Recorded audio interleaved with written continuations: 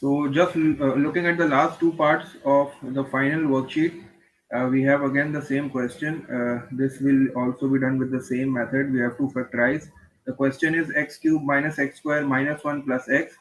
We have four terms in this question, and we will be going for the common method as discussed in the previous part. But first, we will make some arrangements. We will arrange the terms. And why we are arranging these terms? Because it will be easier for us to take something common. If you are not arranging again, you have to take the minus sign as common, which can lead to mistakes. So it's better to arrange the terms.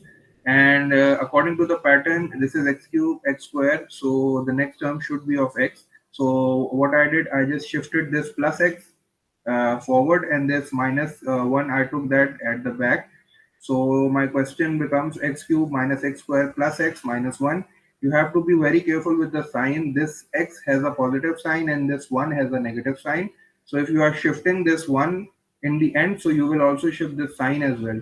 So this will be minus 1. Now, these two are the first pairs, these two are the second pairs. I can take x square as common since there are 2x over here. This is x cube and this is x square.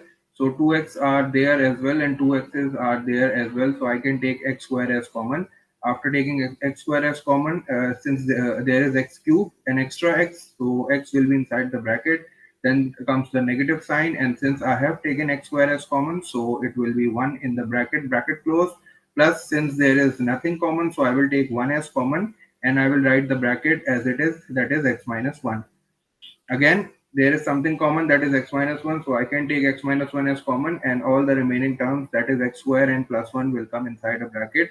And this cannot be further factorized, so this is my final answer.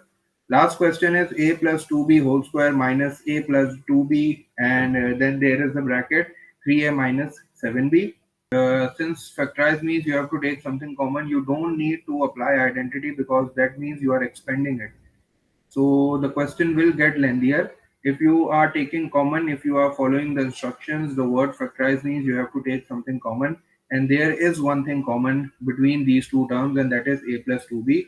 A plus 2b whole square minus a plus 2b bracket 3a minus 7b. This is the original question. And if I can see closely, I can see that there is a plus 2b two times over here, and there is a plus 2b one time over here. So so this bracket is common, so I can take this as common. So I took a plus 2b as common, and now I have to write what is the remaining. So I just draw a bigger bracket. This bracket, since there is a plus 2b square, I have taken 1a plus 2b. So 1a plus 2b will be inside the bracket. Then this negative sign. And then since I have taken a plus 2b as common, so this will not be written inside. Only 3a minus 7b will be the remaining, bracket close, and the square bracket also. Since this is the common, so I will just write it as it is, a plus 2b, and now I will simplify this. Since a negative sign is outside the bracket, so I will multiply this negative sign with this bracket, give me minus 3a, and this minus and minus will be positive, so this will be positive 7b.